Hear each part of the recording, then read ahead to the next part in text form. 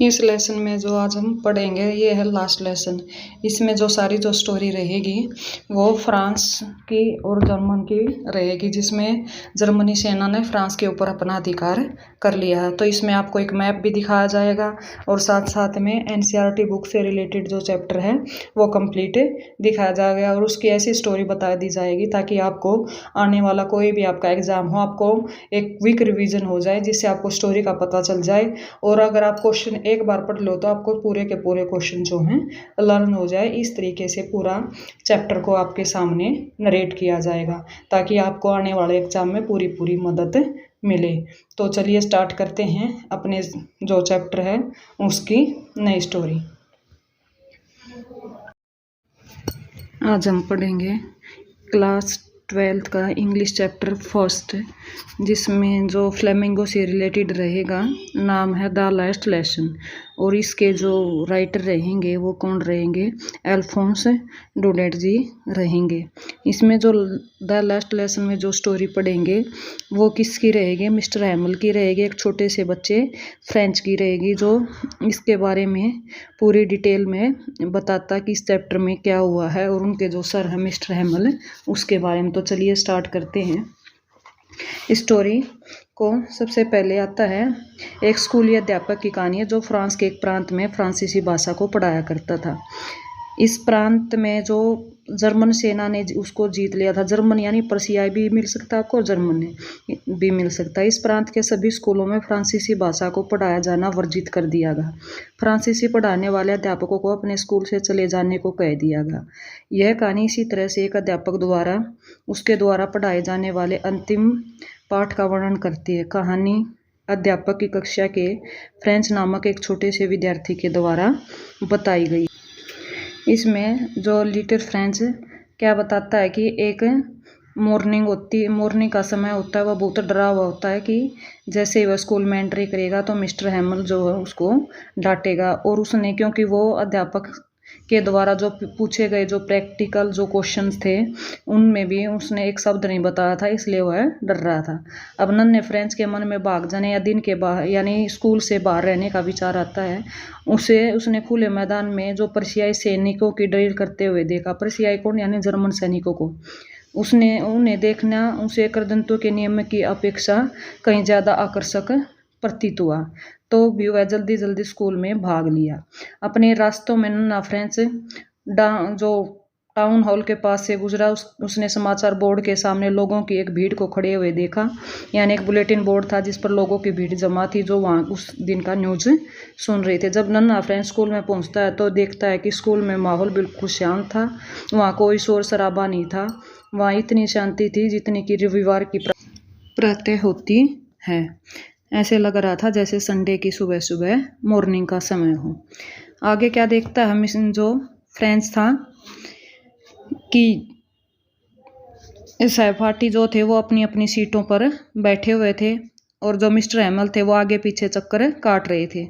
उसने अपना भयानक जो लोहे का रूलर अपनी बाहों में रखता नहीं, जो आयरन रूलर था जो मिस्टर हैमल हमेशा अपने पास रखता था, वो भी उन्होंने नीचे रखा हुआ था। अब नन्हे फ्रेंच ने दरवाज़ा खोला और अंदर चला गया। वह बहुत डरा हुआ था, किंतु उसे बहुत हैरानी जब होती है जब मिस्टर हैमल ने उसको यानी काइंडली रूप से देखा, यानी दयालुतापूर्वक कहा, नन्हे फ्रेंच जल्दी से अपनी सीट पर चले जाओ। तो उसको वह बहुत हैरानी होती है कि जो मिस्टर हैमल हमेशा डांटते रहते थे वो आज इतनी प्यार से बातें कर रहे हैं।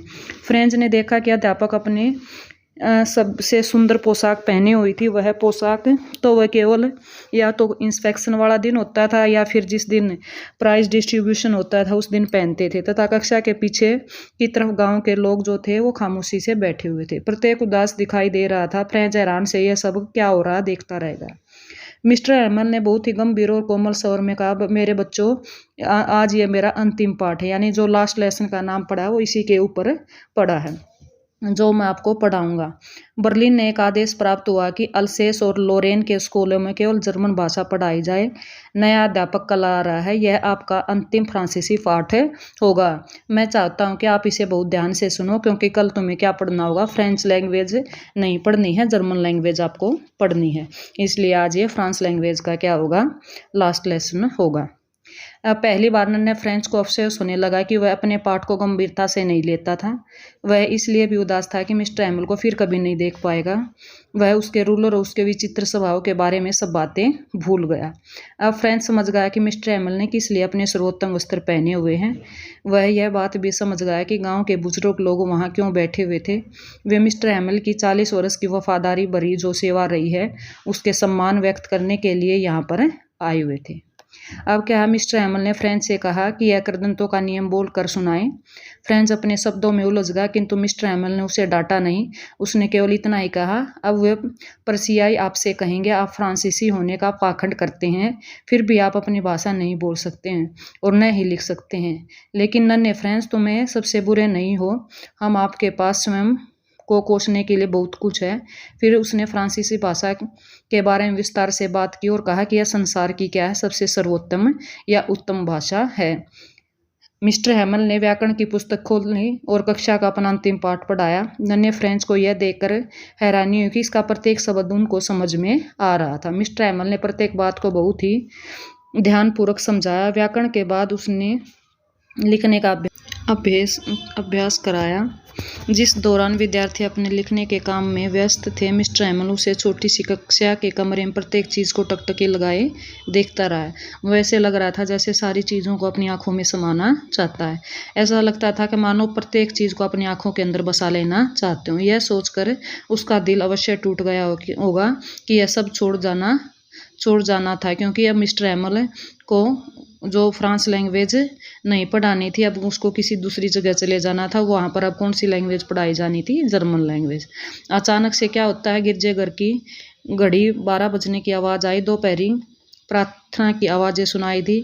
उसी समय पर्सियाई सेनाओं के नगाड़े की आवाज़ सुनाई दी जो ड्रिल से लौट रहे थे। मिस्टर हैमल कुछ कहने के लिए उठा, किंतु बोल नहीं पा। भावना के कारण उनका जो गला था वो भर गया था।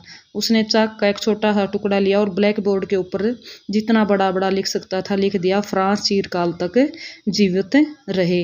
यानी किस तरीके से लिख दिया, long live France.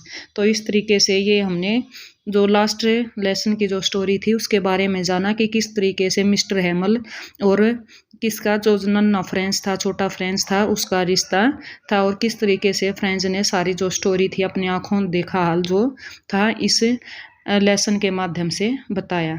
Thank you. मिलते रहेंगे आपको ऐसे ही नेक्स्ट नॉलेजेबल वीडियो के साथ। तो नेक्स्ट चैप्टर लेकर फिर हाजिर होंगे। आप सभी का बहुत बहुत धन्यवाद।